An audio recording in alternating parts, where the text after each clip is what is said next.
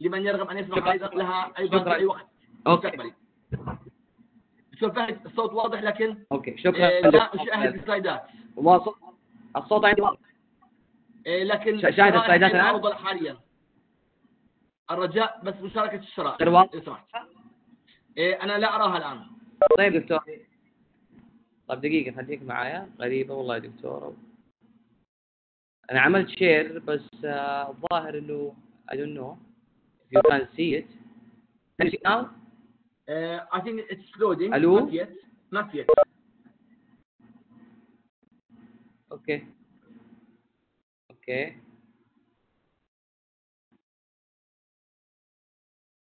غريبة والله.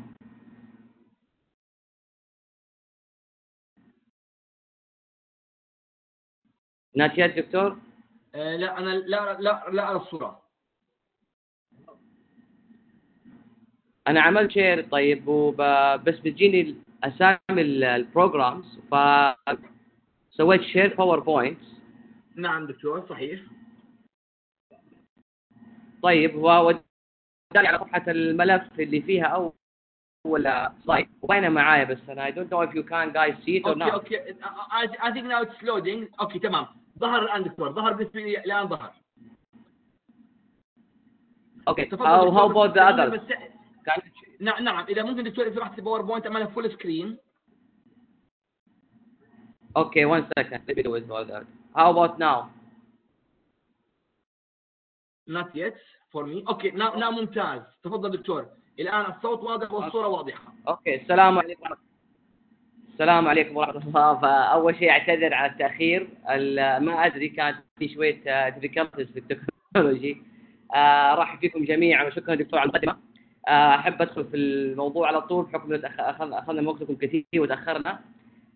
حتكلم تقريبا من نص ساعة إلى 40 دقيقة عن تطبيقات الذكاء الاصطناعي وتأثيره في القرن 21. المحاضرة حتكون كالتالي. حنتكلم عن 3 تطبيقات 3 applications where artificial intelligence have been employed to make such a great impact. One of them is going to be about cyber security and the second one will be about the cognitive state prediction using machine learning classification artificial intelligence techniques, and the last one will be about biological classification difficulties that have been tackled by using artificial techniques. So the main opinion and the main target of this presentation is just to show the audience how الذكاء الاصطناعي will impact our century بإذن الله. أول شيء بتكلم على تطبيق السايبر سيكيورتي وكيف بتستخدم الذكاء الاصطناعي أو ما نسميه بالماشين ليرنينج to solve one of the main challenges that can attack the plants in everywhere, especially in Saudi Arabia. Hello? Hello? Dr. Albalawi? Okay. نعم دكتور واضح. أنا عامل ميوت حتى لا أسرع الصوت عندك. Okay. أنا الصوت والصورة واضحة عنا. إن شاء الله تأمل عند الإخوان جميعا. أتمنى ذلك. Okay. طيب. Cyber attacks are one of the main challenges that can face industry. So in order to tackle these problems, we need first to understand this type of attacks and how we can digest them and incorporate such control techniques that can make these challenges goes away using artificial intelligence. So what kind of cyber attack that can be applied to industry? There are many, but we are talking about the... دكتور فهد الشرائح لا تظهر عندي وأعتقد أيضا عند البعض. Okay, let me make it again. Okay, one second. أرسلها على إيميلي وأنا ممكن أعملها شيرينج. أنا عندي إنترنت سريع ممكن أعملها شيرينج وأنتقل فيها أثناء حديثك إذا رغبت. How about now, دكتور? Okay, now better. It's loading. Black screen for now. Okay. Wait. Okay, ظهر الآن دكتور. ظهر تفضل.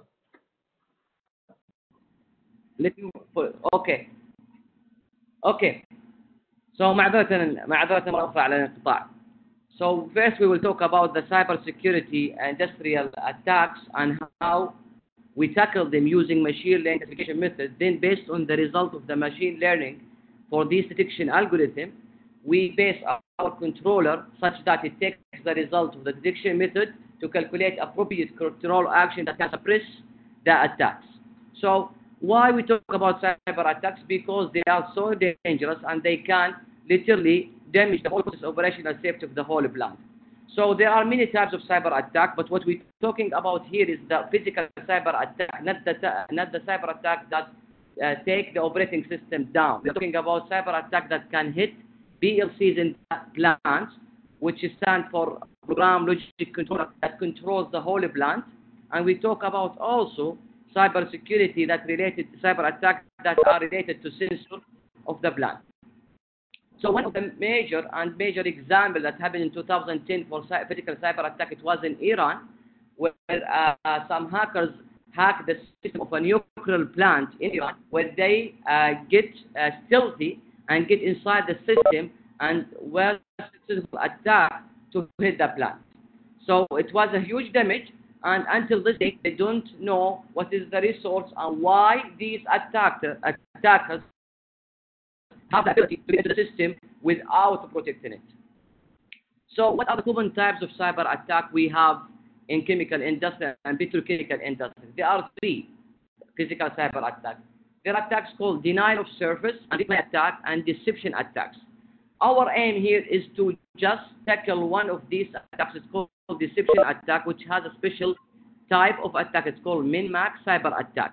Min-max cyber attack is a kind of attack that hits the operating system from the sensors. So it goes to the sensor. It goes to the sensor اللي هو الحساسات اللي بتقرأ الميجرمنت والقياسات في البلانت. نروح للبلانت وناخذ الأجهزة القياس ونسوي هاكينج عليها وبنعطي فولس ريدنج ميجرمنت على البلانت كله، بحيث انه لو اقرأ درجة الحرارة في البلانت وصار علي هاك من سايبر اتاك على البلانت، حيتدخل في قراءة الجهاز هذا ويخلي قراءة درجة الحرارة بدل ما هي حقيقة 100 درجة مئوية يجعلها 40 درجة مئوية، وبذلك جهاز التحكم اللي في البلانت حيعمل كل أجهزة التحكم بناء على القياس الخاطئ اللي قدر الاتاكر أن يتحكم فيه. هذا قد يؤدي إلى حوادث جسيمة كثيرة جدا. فلذلك we have to fix this kind of attack, and we have to build a detection algorithm that can fix it, and first identify it, then build a controller that can take action to suppress the attack. So what is the aim of this talk regarding incorporating machine learning and artificial intelligence or using such technology to solve the cyber attack?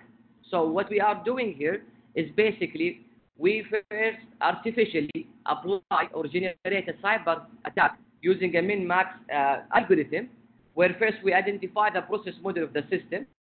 Then we do 3 steps. First, we observe the system under the normal operation. How we do that? We basically read the measurement of the plant. So if we have a plant that has 3 states, for example, temperature, the pressure, and the concentration, these 3 measurements give you the insight and the status of your plant. So under normal operation, basically these 3 measures are the normal values within limits. So for example, temperature should not be lower than 30 Celsius and no more 100 Celsius. So if we see any temperature go below 30 or more than 100, we should take further action, and we don't call this operation normal, we call it something else. So that's first of all. So we register information of the system under normal operation. Then we apply disturbance. Basically, we can apply disturbance using Gaussian distribution or wide Gaussian noise to the plant using any kind. We can cause vibration, intended vibration. احنا بنقول عليها اللي هو الاضطرابات المقصودة. احنا بنضرب النظام بنسوي له اضطرابات معينة، بحيث القراءات هذه اللي نقرأها زي درجة الحرارة والضغط وكمان تركيز المادة اللي في المفاعل تتغير قيمها بحكم تغييري للاضطرابات اللي أنا أعملها intentionally بذاتي عشان أشوف تأثيرها على القياسات. هذا second category. Third category, we will build an algorithm that can artificially act like a cyber attack, or an actual cyber attack. In this case, a min-max. So the min-max cyber attack is the attack that hits the sensor of your system.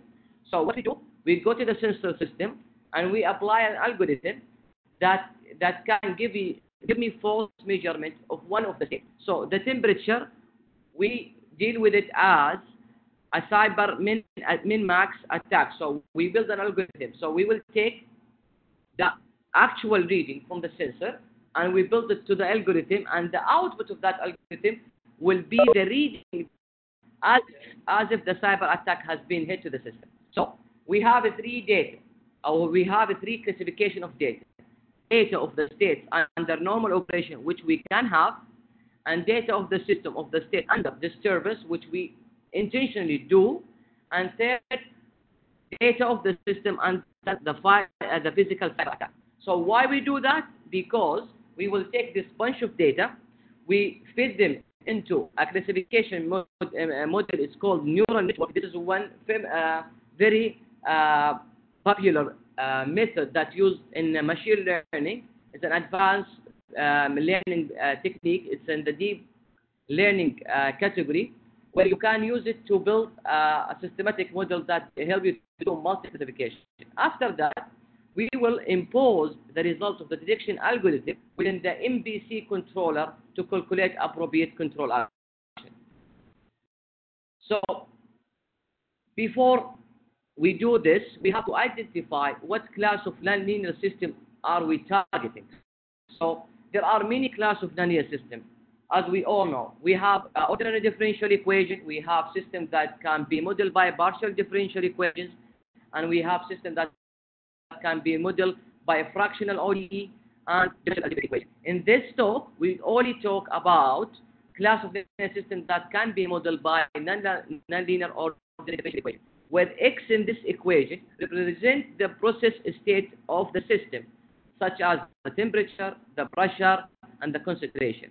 And U represent the manipulated input that you control so that you guarantee closed loop stability and you guarantee process operational safety of your system. And W in this equation represents the disturbance that we have talked about before. So the assumptions are mathematically oriented, and I wouldn't go through them here because my talk is just to show how artificial intelligence can be imposed in multidisciplinary science.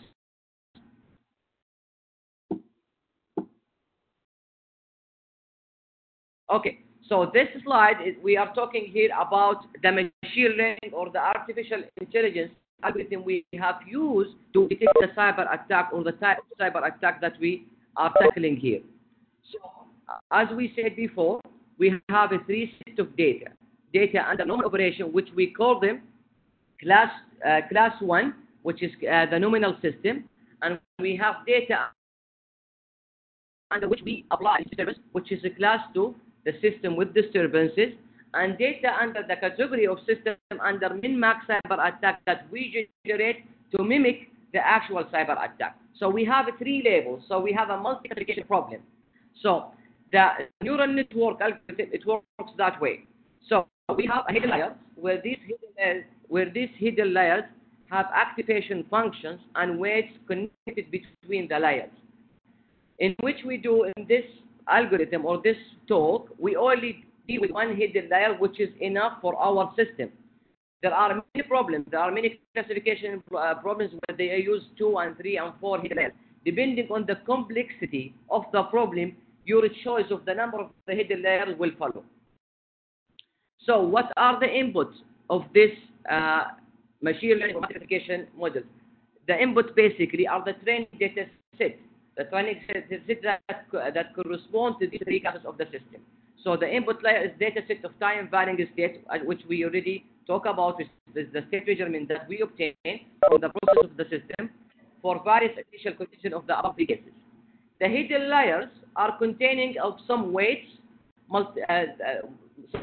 multiplying by activation function of the input data, and weights multiplying by these activation function values, and these represent the class of the system. So we have at the end ny, as you can see, it's output layer. So it's summing up all the results, all the weights multiplied by activation function of the previous layer, which is one layer in this case, and then will give me one value, either 0 or 1 or 2 for every input. So the goal is to follow that. So how a neural network works, it takes the training set, and we have the label that we know that it's a training set. So we have a training set, meaning we have data where we know every data what is correspond to. We know this bunch of data correspond to class 0, this bunch of data correspond to class of 1, and this bunch of data correspond to class 2. So we mimic the output of the neural network to minimize the error between the desired output and the given output by this training set, until we reach our optimal model where the accuracy of the classification is very high. This is the error algorithm that I was talking about. We take the square norm between the output layer and the training class or label of every data set. So how we do validation? We use the k-fold validation. In this case, we do 5-cross validation, and the accuracy will be calculated as follows. Of course, it will be the number of corrected prediction divided by the number of validation data. So how we assess the performance of the classification? It is assessed by 3 factors: accuracy, which we have the equation for it, and the sensitivity and the specificity. The sensitivity and the specificity will give you how your classification algorithm can detect positive rate or class 1 or class 0 or 2, and how it is related to how it is strongly can predict the false rate of the system. So now, because now we have a detection algorithm, and we have an MBC, which is an optimization-based control that I haven't talked about due to the time limitation. So I will just give a free insight or a simple insight about the MBC. MBC here, where we call a model predictive control, is a type of a controller where they use the process of the model to see or to predict the future evolution of the process state. So if I can be here and I can see the future of me in the future, if I can see what will be me in the future, then I will take better action. But if I don't, which we basically don't know what will happen to us, so then we don't know what will be the appropriate action for us when we face difficulties. So basically, this is not the case with MPC. MPC, it has the process model of your system, and you can have the ability to see what will happen to your process states in the future. For example, if I am at T0 second, and I predict the future of the states for 10 seconds, then my action, my control action for the plant will be based on this prediction. So I will not apply the whole prediction control variable. I will apply only the first control action. Then I will take the measurement and I will repeat again. Due to that, we don't take the result of the neural network, the pre-mentioned classification method, as its guaranteed result. We take multiple results for the prediction algorithm. So we have a window of NA, as you can see, and we have a window of NS. NA relates to the detection activation interval, which means at every NA, we operate the detection algorithm to see if we have a cyber attack or not. For example, maybe it's equal to 3 seconds. Every 3 seconds, we use our detection algorithm to check if it gives me 1, 0, or 2. If it gives me 0, it means the system under cyber attack and I have to take appropriate action. Otherwise, I will continue operating the plant as usual. So every NA second, we apply the detection algorithm to see if we have to see the status of the cyber attack. It is happening or not. NS is a sliding detection window in which we take the summation weights of these detection results. So we have, for example, NS is going to be a multiple of NA. So, for example, NS maybe it's equal to 4 NA, which means we have 4 detection results for every NS, in which every one it gives me 1 or 0. 1 if the attack is detected, 0 if the attack is not detected. So based on the weights for these 4 results, I will decide. So why we have a sliding window? Because of the error that could happen from every decision that the detection algorithm will give us.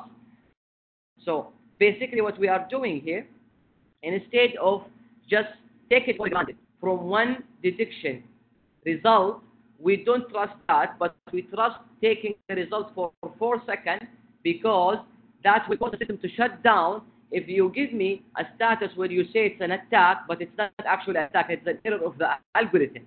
So to avoid this error, it's better to take 4 results at 4 in a second. So when you see the repetition that the algorithm tell you there is an attack, then the second time it tells you there is an attack, and the third time that means when you take the weight, it adds up to 1, which means that attack is guaranteed to happen. So you have to take further action. So this is a depiction of the stability region omega rho, and the theta n, which is the open neighborhood of the origin of the system. Hello?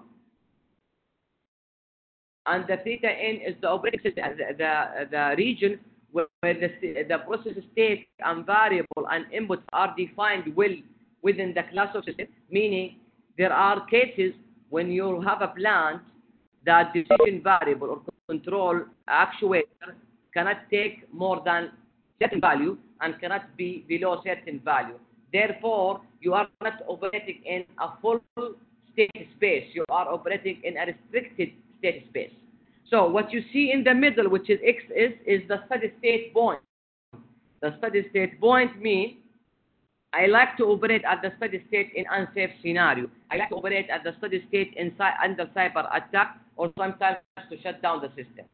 So as you can see, X0, which is the one in the left side of the region, it indicates the initial states. So we initiate the system from there, and the attack occurs with the red flag. Can you see? This is the location of the state space where the attack occurs. This is just a mimic of what's going on. This is just to give you the picture of the overall structure of the problem. So the attack is going on until at some point the LMBC with the detection algorithm integrated above that layer detect that cyber attack. Then the LMBC, which is the control that we have, is taking the state into a small closed state. So I hope this is very clear. Let me follow this. So to explain what I have just explained about the detection algorithm using the neural network and the 3 class of systems, we make this such a problem. So we have at the end 2 layers. We have the detection algorithm layer. That the objective of that layer is just to detect if my plant is being attacked or not by a special kind of attack. Is called min-max attack. Min-max attack attacks the sensor of the into the plant. Then, based on the result of the detection algorithm, if it gives me a result of there is an attack happening, then what is the NBC will do? Basically, it will calculate an optimized based decision variable, where the state measurement will be taken not from the sensor that have been attacked, but from a redundant sensor that we save in this during attack, so we trust it to read from it. So if the attack happens, we don't trust the sensor anymore, but we trust another sensor that we call a redundant sensor that can keep the system goes stable and safe.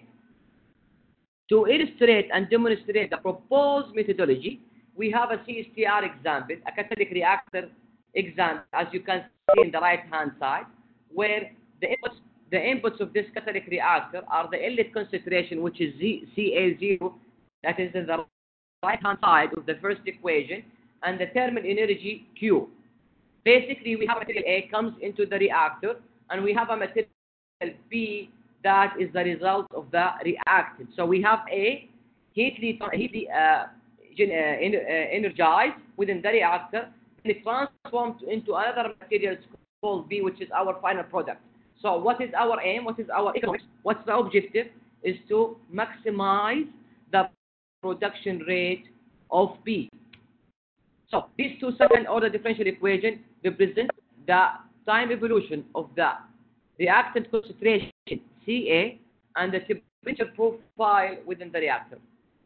So what is the control objective? Is to operate the CSTR at the equilibrium point CAS and TAS, which is given by this value, and maintain the state in the stability region at all time.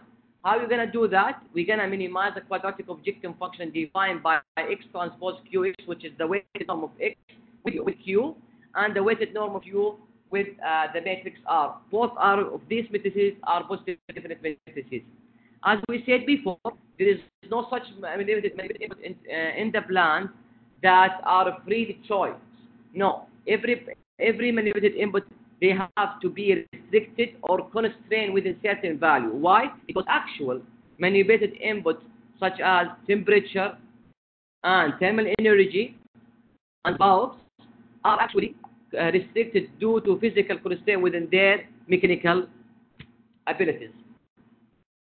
So the initial condition is CA0 equal to 0 and 2 for the temperature, and Q is taking to the CA0 and Q, which is the manipulated input, are to take value between 0 and 2 for the inlet concentration, and the Q will be taking value between minus 0.016 and 0.016 kilojoule per minute.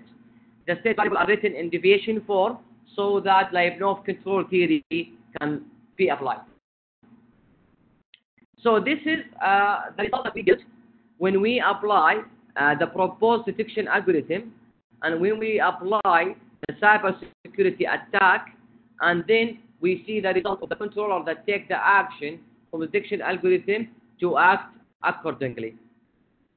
So let me go in details on these two figures. The left-hand side, it represents the state space profile of the temperature and the reactive concentration.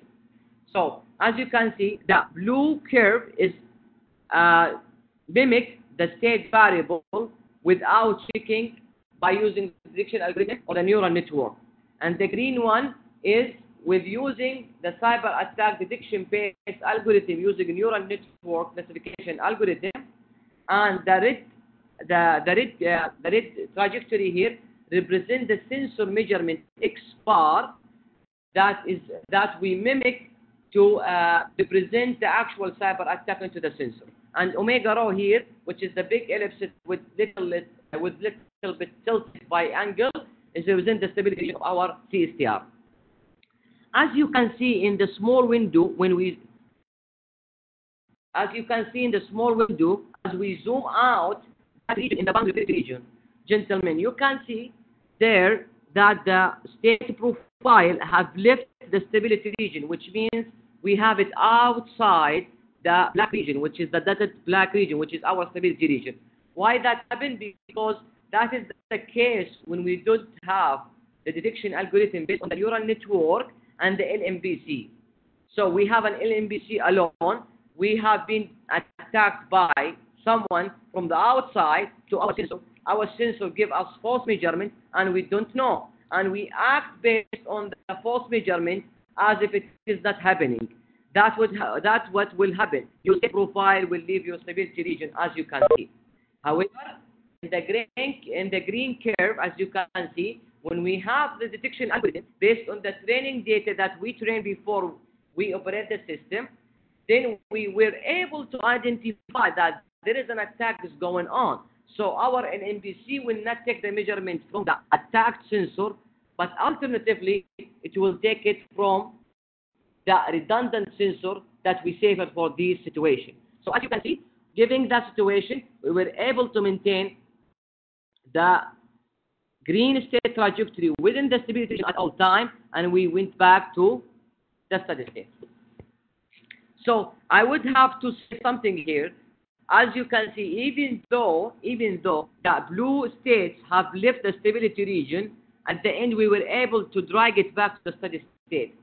This is okay, but this is for a plant operation might not be okay, because when you go outside your stability region, your safety issues will trigger, and your safety system will trigger, and some emergency shutdown system will trigger some relief devices that might shut down the whole system, and you might lose economics because you're not operating. The right-hand side, it shows you the temperature profile, because as we said before, we only assume that the temperature has been attacked. The sensor temperature has been attacked, but the concentration has not been. So that's why we show that you see in the green, in the red curve, which is at 0.092 minutes, we have the attack added. You see, so the attack was added after the 0. So you can see the little dot of the red flag when we add the attack until the moment where it's 0.092. The attack was detected by our algorithm, because as we said before, we don't detect based on 1 NA time. We take several NA, which we call it sliding window, because excuse me, because we don't trust only one sampling time or only NA detection period. We take multiple of those to make sure that the result of the detection is true. So because of that period, we take a few minutes to know that the attack had happened. This might bring some issue for sensitive application, because that sliding window should be studied enough for every application to know how accurate that should be, to not cause later damage if we don't take a very faster action. So now I have to talk about the first project that utilizes machine learning and artificial intelligence, which is related to cyber security and cyber attack that hit actually plants in our daily life, which was hit in Iran, it hit in the United States and in Russia and everywhere. So now this kind of attack that might be very dangerous to the whole nation, to every nation, should protect their resources and operation. These are the main resources of every industry. So this is a very sensitive topic, and machine learning has been a tool that can tackle this issue. Now I would go to the second part of the talk, where we apply machine learning again and artificial intelligence to a new discipline. This new discipline is talking about cognitive state prediction that relate to the human mind and the human brain. So now everybody has its own ability to see things, and his brain will act based on that. So if I see a certain picture and you see the same picture at the same time, some region of my brain will be activated, but some other region in your brain will be activated. So our reaction to the same kind of object will be differently. That's what makes us different. So we want to bring in our consideration that we want to integrate machine learning and artificial intelligence that can detect how we can classify different cognitive state prediction, giving the differences between the human brain, because these are very important in handling or detecting certain diseases. So the aim of this project is not actually to cure disease right away. The aim is just to put the first step into an area where we can see, we can find a similar fine line where we can divide the differences between the human brain giving the same action. So what we can do is, there is an experiment that has been taken place back in 2010 by Professor Tim in Carnegie Mellon University in the United States, where he actually built an MRI device where he registered some experiments for 6 subjects investigations, where they see a picture and a sentence, a picture and followed by a sentence, and they snap picture their brain activity during the action of seeing that picture and that sentence for a period of time, in order to build the classification method that can identify from only reading the fMRI data that if the patient is seeing a picture or sentence. In other words, we don't want to rely on a human anymore, because we want to just see the fMRI signal, and we want to tell from these signals if a person has seen a picture or a sentence. That's the whole objective of this work. So the whole objective is to classify the cognitive tasks of the human brain, whether a subject is seeing a picture or reading a sentence using their respective fMRI image sequences. What are the challenges for this classification algorithm or this classification problem? Before, when we talk about cybersecurity, our classification method, we have not identified difficulty. Difficulty, well, basically in the cybersecurity, is just to generate data. Data can mimic the cyber attack. In this part, the difficulty is different. It's not actually only the data. We have the problem of the data as well, because we cannot bring a lot of people that will be voluntarily taking an fMRI picture while they do this seeing a picture or sentence experiments. No, it's the other challenge, or the main challenge is the high dimensionality of the feature space.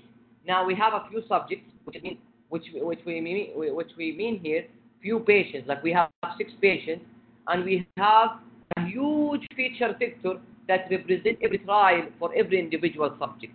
For example, if a patient is seeing a picture, so that is one trial.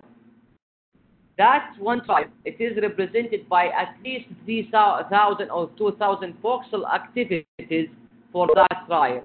And we have only 8 trials and 3,000 feature vectors that describe this trial. So there is a big discrepancy between the dimensions.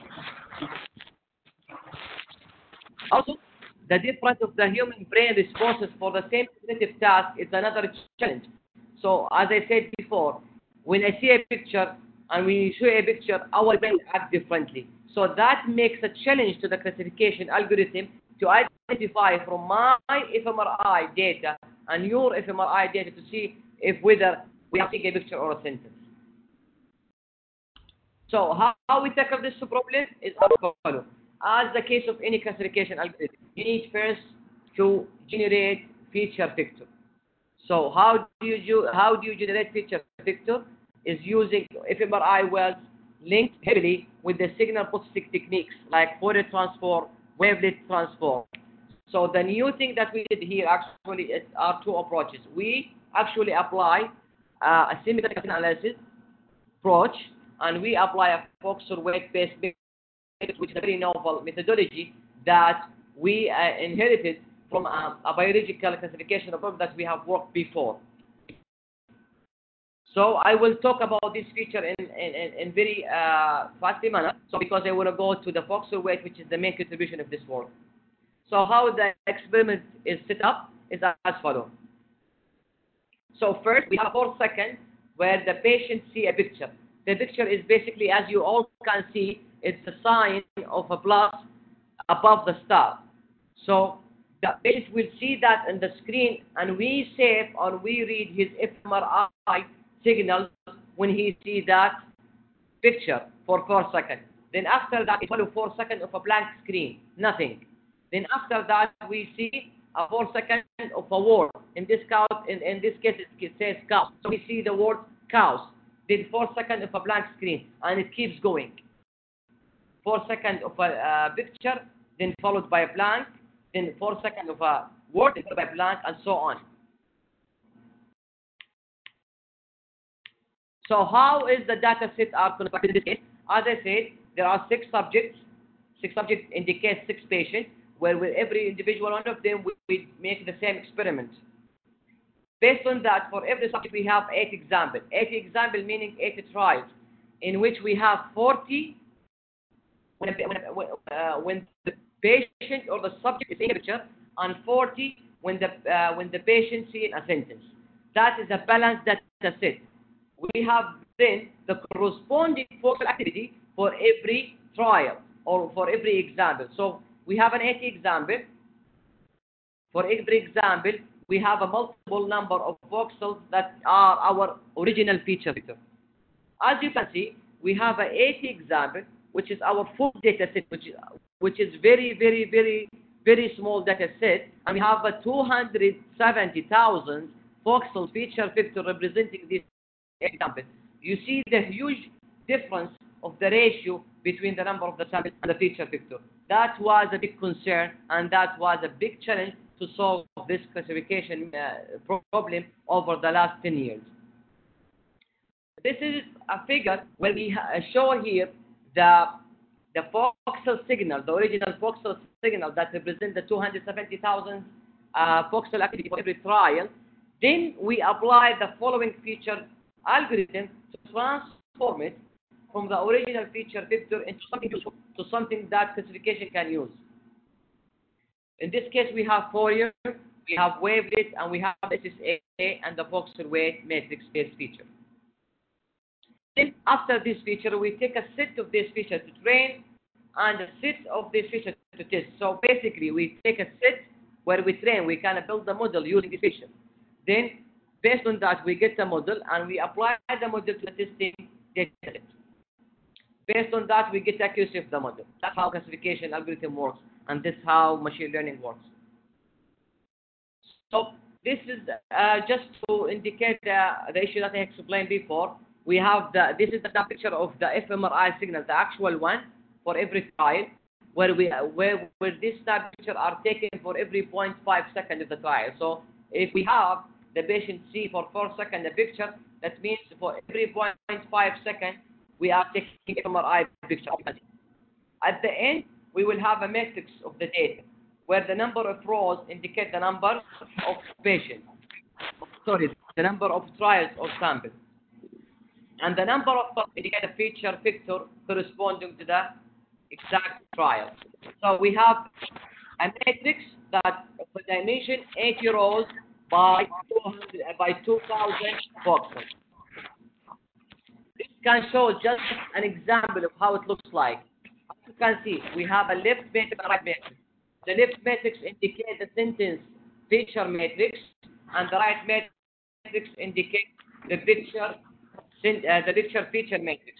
These are real numbers. These are indicating the voxel intensity when the patient see a picture or a sentence. So, how do we generate the voxel weight-based feature? I wouldn't go in details to talk about the processing approach generation because of the time limitation, and I have to finish this to go to the third project. So I will only talk about our main contribution in this project, which is the voxel weight. So first, we have to break up the full data set into two subsets. The left-hand side, which is corresponding to the sentence sample, the right-hand side, which corresponds to the picture sample. As you can see, they are real numbers. They are taking negative and positive values all over the way. So we need first to see the histogram behavior of this. That's why we plot the histogram of the sentence data matrix and histogram of the picture sentence matrix. Why we do that? Because we want to see the voxel activity differences in a probabilistic sense in all over the place. This plot, as you can see, is a Gaussian distribution. This Gaussian distribution was really a beautifully surprising result that we couldn't suspect. We suspect something really normal, but as you can see, something really nice and beautiful is the voxel activity for all subjects, for the different classification, for the different type, for the different subject, behave as a Gaussian distribution. As you can see, I zoom out where I indicate there are some differences at some region where the patient, when he sees pictures, some voxel intensity take higher value and some take lower value than the sentence. So that gives us a very beautiful news that we can build a classification method that can detect that difference and can use this information to bring a classification method that will have a high accuracy. So that was the first step of generation. So now we want to quantify or to quantize the real numbers. Now we have feature matrix as real numbers. In order to do the voxel weight matrix feature, we need these numbers to be finite integer number into finite level. So how we do that? So you can see in the Gaussian distribution, we can build some levels here. So we took some series of 3 segments here. where this summarizes the issue of that when you want to measure the statistics or the best probabilistic sense of any Gaussianly distributed data, you better deal with the standard deviation. So with this deviation, you have 99% of your data sets are incorporated there. So our quantization levels will be based on the following. We take most of the levels in the 3 sigma region. As you can see, from minus 2 sigma to 2 sigma, we have 2, 3, 4, 5 levels are incorporated there. Where this location, as I will show here, this location, remember this region here, between the 2 sigma, between the minus 2 sigma and the plus 2 sigma, are indicated the place where there is a discrepancy between these two classes, the picture and the sentence value. So now we have our quantization levels for every interval. Then we can transform all the value into a into a finite integer value, giving this interval breakup. So now, using that quantification method, we have transformed, as I show in this slide, from the real valued number for the sentence and picture metrics into an integer value or quantized value, picture and sentence picture. So, in conclusion, what we have done until this point, we have done the following. We just basically transform the original feature matrix that contains the real numbers into a finite integer value matrix using a certain quantification algorithm that is based on the 3 sigma theory. I will explain now why I did such a transformation. Now, we have built the 2 integer picture and sentence matrix, as you can see in the left-hand side. Now we want to generate something called picture voxel probability matrix and sentence voxel probability matrix. This is very simple. Let me explain in a few words. What I'm doing now is, if you can look to the left-hand side, the left matrices, the matrices with integer value, 4, 3, 2, 2, 4, and so on. If I tell you how many 4 in there, in the first column, you see only 2 4. That's right. That means how many 3 you see in the first column?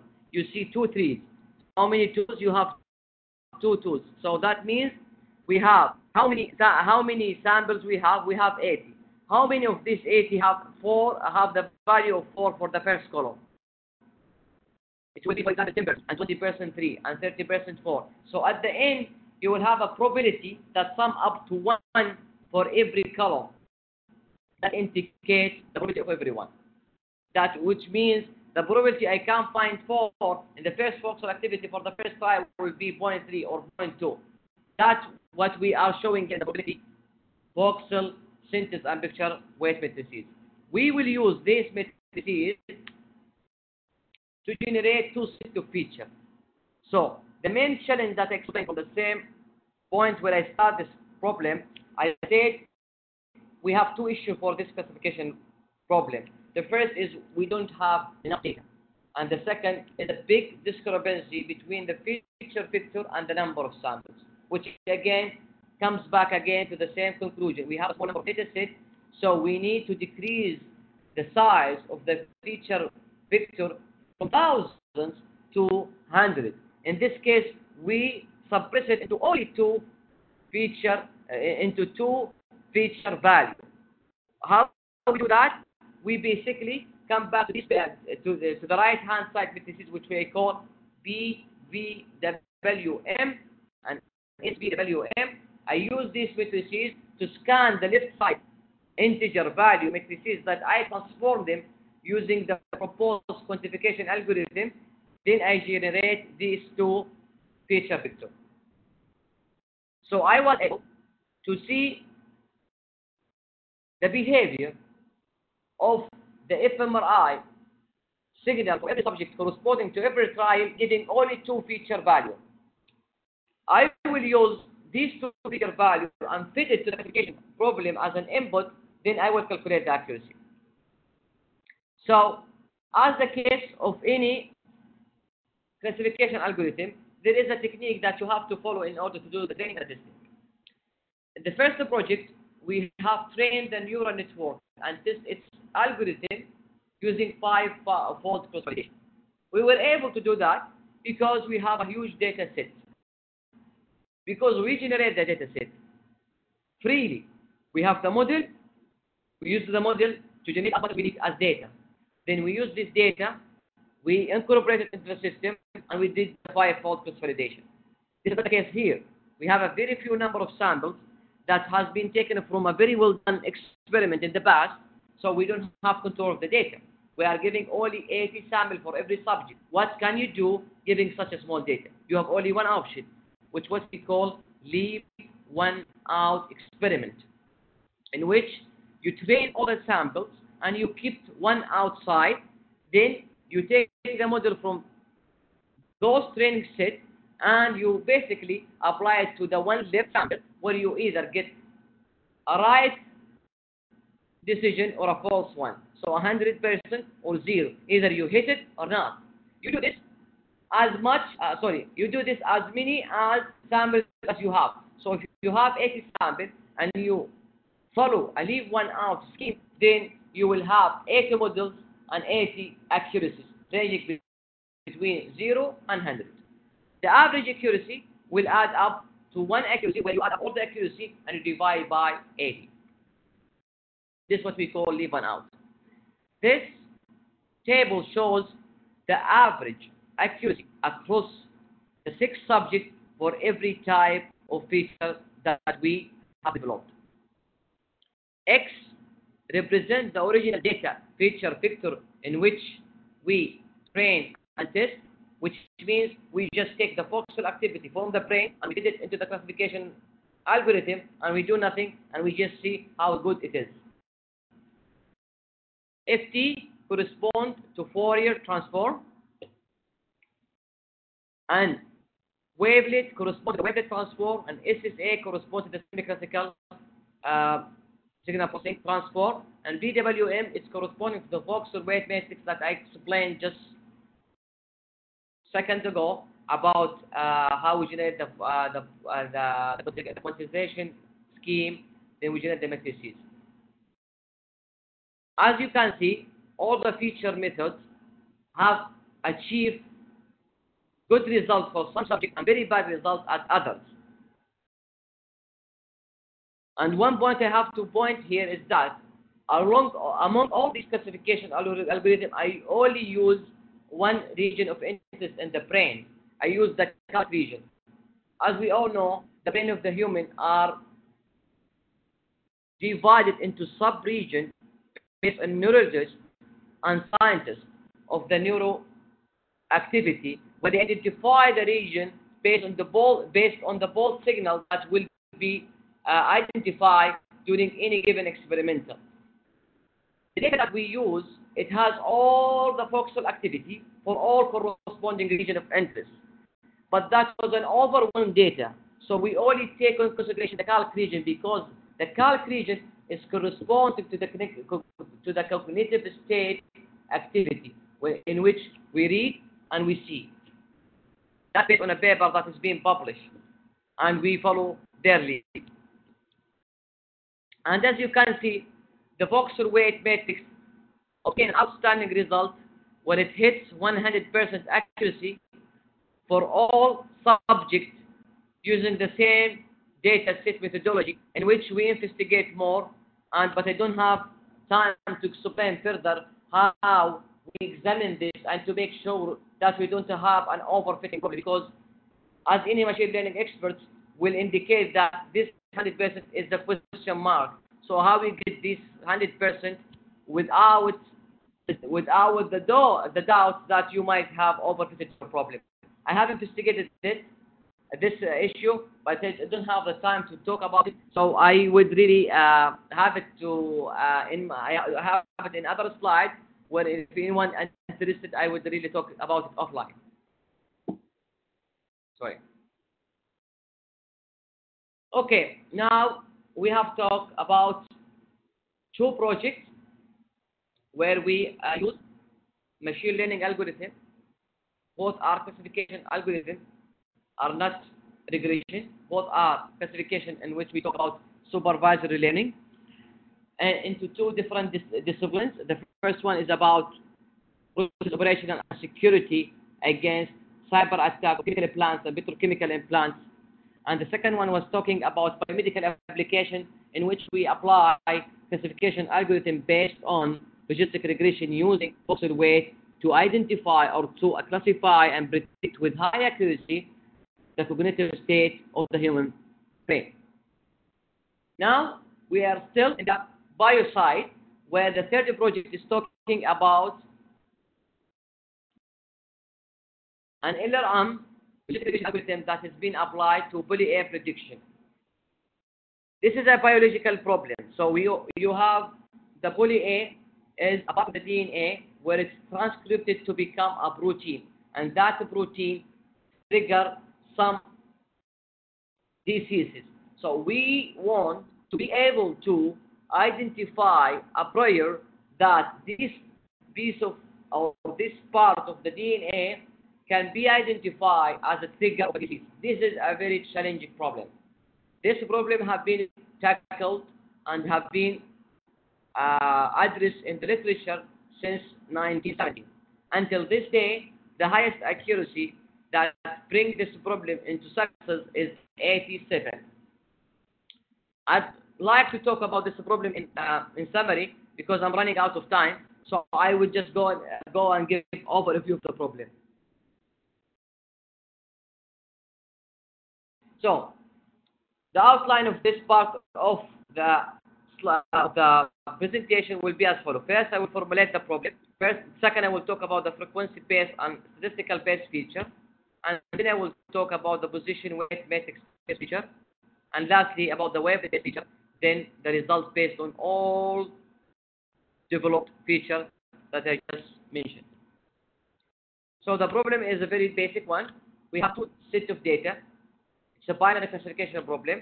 The positive data set corresponds to the true poly A signal. So true poly A means the DNA has that part which causes the disease, and the negative one is the DNA has that part that's very similar to that positive DNA sequence, but has a negative DNA strain that might be identified as a true one, but it's not. So we want to be able to know if I have given a part of the DNA sequence, I can tell a prior this will be certain protein that will cause certain disease. So this is just an illustration of what's going on, just to make it easier for the audience to see in kind of a block diagram of the methodology that is followed here. We have the DNA sequence, as you can see here. It's corresponding of the nucleotide ACGT. Then we basically don't deal with letters anymore. We like to work with numerical analysis. So we transform every ACGT into A will be 1, C will be 2, G will be 3, T will be 4. This is a very standard numerical transformation in biomedical and biology application. Then we take that discrete sequence and we apply it to certain different sets of transforms, wavelet, frequency, and position weight, to generate features that we will use to classify the model and to build a model that identify the true and the negative Boolean signal. So this is the base. Before we talk about the frequency base, we have used another transformation algorithm. It's called electron-eye interaction potential, where basically it's just another numerical transformation. So we obtain the raw signal, the process using the Fourier transform. I wouldn't go in details with the Fourier frequency-based feature because I'm assuming the audience are electrical engineer-based audience or mathematical-based audience or a machine learning or computer science, in which all of us know in great detail by heart what Fourier transform is doing. It just take a signal and break it into its own fundamental signal, which is in sinusoidal and cosine signal, where we have the sampling frequency and we have the number of samples here the number of samples here, number of nucleotides in capital 606, which is the length of the DNA sequence. So we apply, so we get an amplitude signal of the Fourier transform, and we have the phase part of the transform signal. We only use the amplitude side of the signal, but we use the dominant frequency as an indicator, and the magnitude responding to that magnitude frequency as another indicator, and the mean and the standard deviation, variance, and amplitude representation of the discrete time Fourier transform signal. As of these are the features that we will use, giving the frequency-based transformation. The statistical feature is basically we are calculating how many A's and how many T and how many C and how many G for every set we have. So we have a positive set and negative set. We go for every position of the DNA sequence in parallel where we aligned it in a systematical manner, and we calculate how many A's in that position and how many B's in that position for every individual set. And we use it as a statistical analysis to use it as feature. So we use an individual DNA sequence, like how many A, how many C, and how many T, and how many G, as you can see. In capital is the number of capital is the number of samples. In A is equal to the number of A's corresponding to the samples. Then we calculate how many pairs, or we can say it as dinucleotides. How many pairs of nucleotides are appearing in every individual test. How many AAs? How many CC pattern? How many GG pattern are in every data set, and we use it as another discriminator set. The position weight matrix is a very well-known one. So when again I wouldn't explain it because I already explained in the cognitive state prediction, in which we use the probability matrix, how many A's and C and C, G and T in every position of the DNA sequence. So for example, if you can see at the first column of the matrix we have 97.01.01.01, and in the rows we have A, C, G, T, which means for the DNA sequence corresponding to the positive set, we have 97 A appear in that location, and we have 1% chance in that location for the C and G and T to appear. We use it to scan the matrices and get these two position matrices to generate these two feature vectors that we have generated in the cognitive state prediction in the second project of the machine learning that I talked about. I wouldn't go into the technicality how these are generated because I already explained and I'm running out of time. This is the wavelet transform. Basically, we use the wavelet transform to generate message, to generate feature. We use it as an input. Wavelet transform, we basically break up the data into its own low pass filter and high pass filter to see where the information is hidden. Either it's in the low frequency signal or in the high frequency signal. Then we break up more the frequencies that we believe based on the shape of the signal that it has higher information. We use 3 levels of wavelet which create a feature vector. We incorporate all these features together and fit it to the logistic regression using 5 cross-validation algorithms. Here the data set is very huge and very high, and we don't need to do the leave one out. As you can see, gentlemen and ladies, that we attain an accuracy of 90 and we get a sensitivity of 84 and 91 for every kind of a motif. The prediction can be break up into 12 motifs, which means our DNA can be in type of 12. We have something called weak motifs and strong motifs. If you can identify with the good accuracy for the weak, for the strong motif, then you are really doing a good job. In this case, we have the accuracy for the strong motif as 90.9, and we have the sensitivity as 85.1, and we have the sensitivity as 92.4. What have been identified in the literature, as I said before, was 87. So we were able to outperform the best existing identification method in the literature by 35%. Thank you so much. This is the last slide. I'm so sorry for taking a long time. Albalawi to ask any question. Doctor, are you with me? فهد السلام عليكم يعطيك العافية. نعم حياك الله. شكرا دكتور. معليش معليش حتى ساعة كاملة وما تكلمت بالعربي كثير. I'm sorry guys. That's fine. That's fine. No worries. No worries at all. Just to make sure, Doctor, can we share the slide with the colleagues if we can? I thought that colleagues are seeing the slides. Yes, but I think some of them would like to have them. Do you mind? No, I don't mind. I can send it to them. No problem. Yes, thank you very much. If you can send them over to me, and we'll make sure to post them in our website, inshallah. No problem. But I was happy to answer any question. Don't they have a question? Sure. But I start with this point because I thought many would ask the same. But now we start by taking questions. Okay, you can please write your questions in the chat window. Doctor, can you see the chat window as well? Wait a second. Okay. I'll give you now the slides now or later? I'll give you now the URL of the section so that you can see the slides. We'll post the slides in the section website. So I'm writing the section website here, and I also, if you allow me just for a second, I share the application. Okay. I see a black screen, but I don't see any. I'll just do it in a minute. Okay. Take your time, Professor. Thank you. Yes, I'm good now. I can see the names of the guys and the ladies that's attending.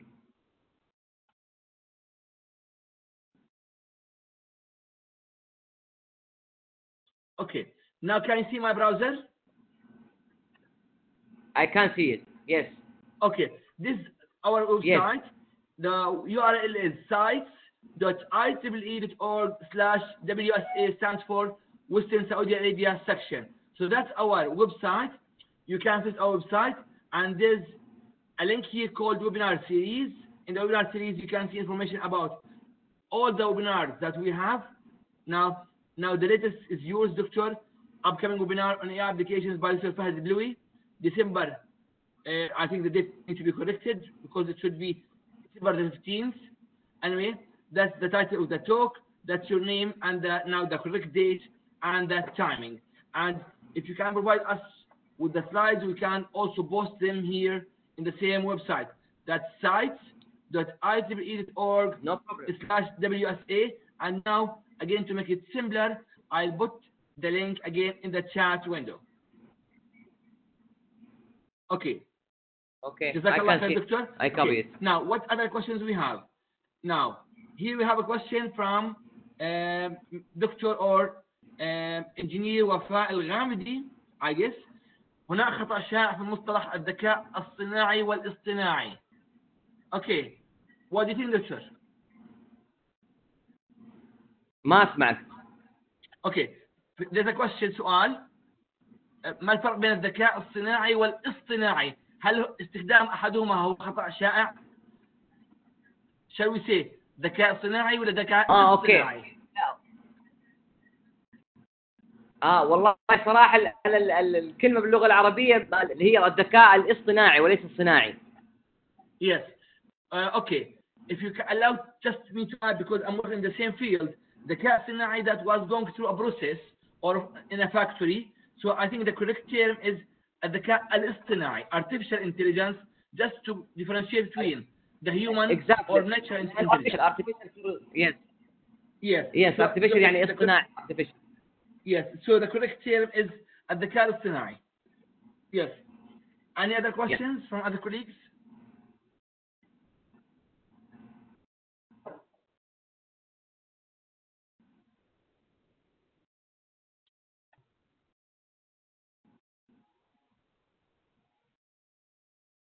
Okay, you can write your question in the chat window.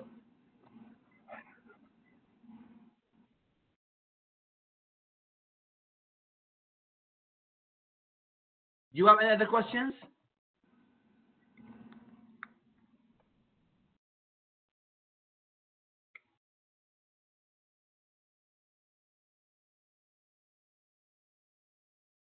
Okay, I think, Dr. Mashallah, all was clear.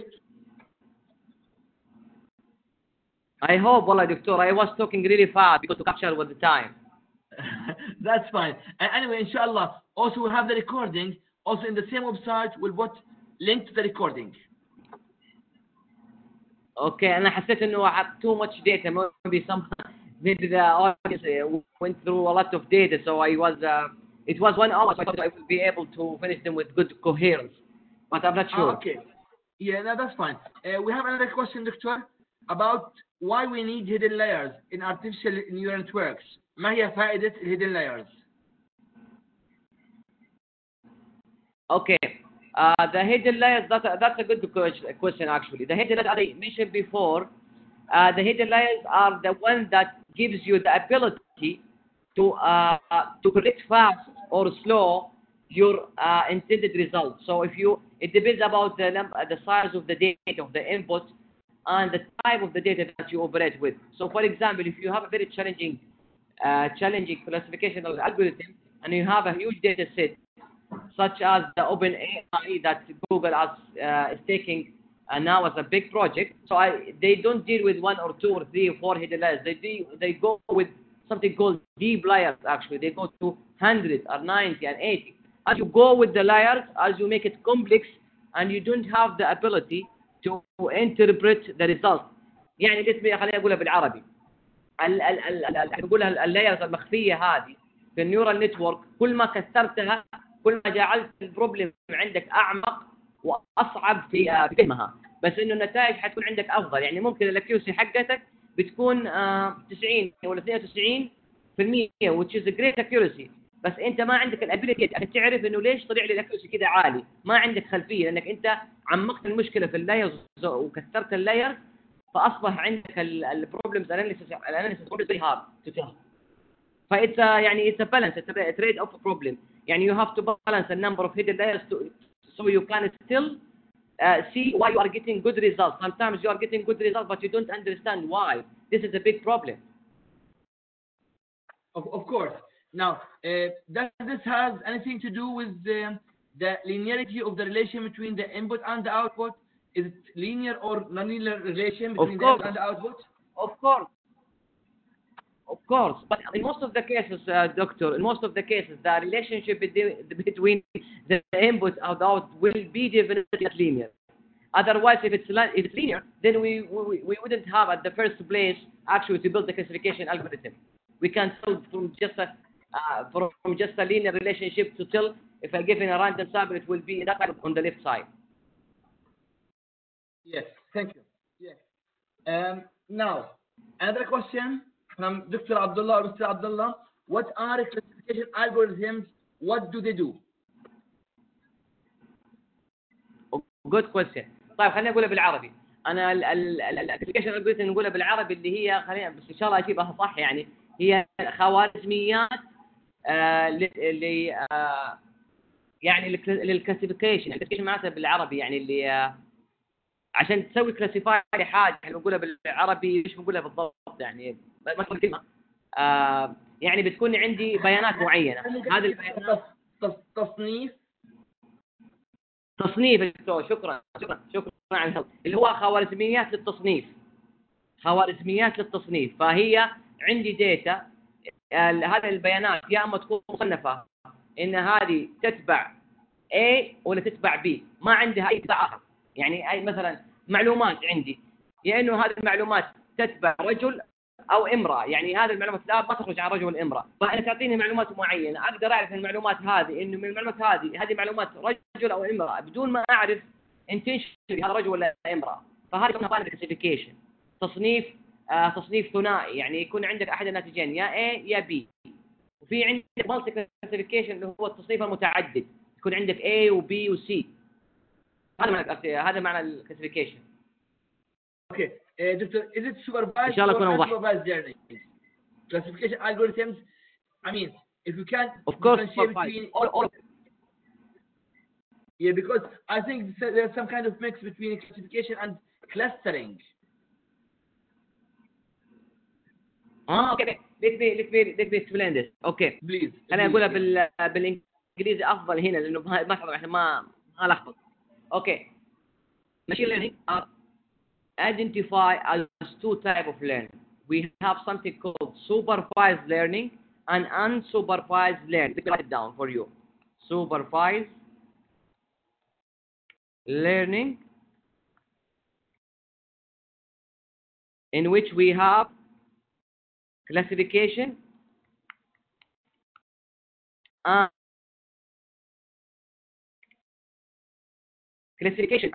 regression. These are two problems, but these are belong to the supervised learning. What we mean by supervised معناته إنه أنا عندي الداتا وأعرف الداتا هذه إيش النتائج حقتها. يعني أنت بتعطيني نتائج، هذه النتائج بتقول لي هذا الإنسان مع المرض الفلاني أو ما مع المرض الفلاني. تعطيني بيانات 100 شخص، وقدام كل واحد في آخر ليبل بتقول لي مريض غير مريض، مريض غير مريض، مريض غير مريض. فبعدين أنا أشيل الليبل هذا أمحي وأسوي تريننج، أخلي الليبل هذا أثناء التريننج عشان أقدر أعرف، وأثناء التستنج عني ما أشوف الليبل هذا وأعطي عليها موديل وأبني عليها تست. فهذا يسمونه سوبرفايز. أنا أعطيك داتا وأنت من الداتا أنت عارف كل شخص هو مريض ولا غير مريض. الهدف من الداتا هذه إنك تبني موديل عشان في الفيوتشر المستقبل لما تجيك داتا أنت من تعرف تصنيفها تستخدم الموديل اللي بنيت عليه من المعلومات اللي تعرفها. هذا يسمونه سوبرفايز ليرنينج. أنت تنعطى داتا وعارف نوع الداتا إيش هي. however في شيء اسمه unsupervised learning. ألو؟ Yes doctor, yes doctor, yes, yes. unsupervised learning هذه تحتها الكلاسترينج and what is the other option? Clustering, there is two actually. It was the reinforcement, yes. Reinforcement, but I wouldn't go on to that because that's very complicated. Okay, yes, we have the clustering and reinforcement. Yes, I think doctor, that's very interesting, but I think it needs a specialized lecture and webinar to explain about different machine learning techniques. Then inshallah in the future we can have another one, but because if we just brief titles now, I'm not sure if everybody will be able to follow up with us, but inshallah there's a promise, inshallah. Yes, yes. If God allows us, inshallah will I agree. Webinar about different machine learning techniques, inshallah. If we go back to the seminar main topics, do you have any other questions? Yes, there is a good question I really want to answer. Yes, please go ahead, sir. What's that? I see someone asking. Let me ask the question. He said, how the redundant sensors are connected. That's from Ahmed Al-Manami. Okay. So let me read this question because he followed by someone. If the cyber attack happened for the main industrial network, how it will not reach to the redundant sensor? Is it connected or another network? And how we isolate it from the cyber attack? That's a very, very, very, very good question. This guy is really following. Okay, so the redundant sensor, that's a huge assumption that we made in this paper. When we published this work, we said that we have a reserved redundant sensor that we secured that is offline, which means that sensor is not connected into the plant right away, which means we have the sensor is reserved offline and we have the plant and we have the connection between the sensor and the plant, but we have not connected yet. So it's offline and it's secured because it's not related into the network. So if the attack has been detected, we will do the connection during the attack, but that connection is secured, is inside the network. And the attacker, we will not have a chance to attack because that will be after the attack.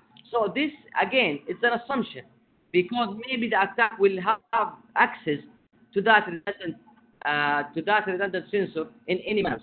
So in every work, you have to make an assumption in order to make it work. So that's our assumption. We need more reasonable assumption. That's the best shot that we can get. Thank you for the question. That was a brilliant question.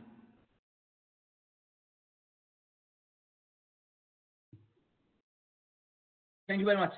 Do we have other questions here? Okay, Doctor, do you mind if you wish, it's up to you, to write your email in the chat window if someone needs to get in touch with you. It's up to you if you want to. Of course. No problem. No problem. I'd like to really help. That's a pleasure of mine. Hopefully, inshallah, this will lead to common research between many parties here. But please quote that you know each other through IEEE.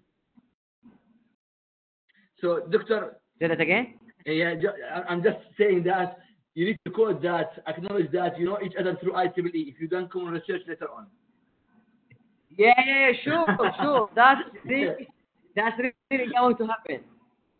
Yeah, okay. That's Dr. Fahad email, Engineer Fahad, that I think back during his engineering day before getting his PhD, eng.fahad19@gmail.com. Okay, I think we need to said like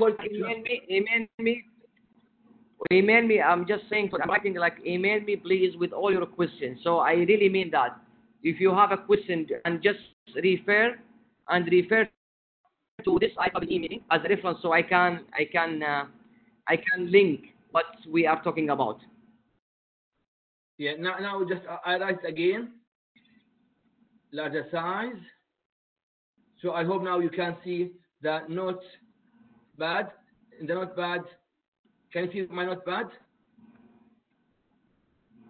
I shared my application so that you can see it in larger size.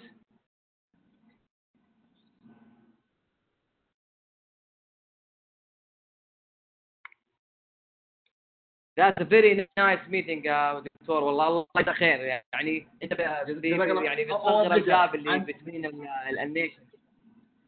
ما شاء الله. ونشكر برضه الدكتور فهد الزويبي اللي هو اصلا كان يعني فعليا هو اللي عامل نومينيشن لحضرتك دكتور، ونشكر على هذا الفرصه الطيبه. فهذا ايميل الدكتور فهد البلوي، الله ومشكور جدا على المحاضره القيمه، وحتى ملاحظ من ناحيه انتراكشن كبير بالحضور، وهذا دليل على استمتاع الحضور بهذه المحاضره القيمه.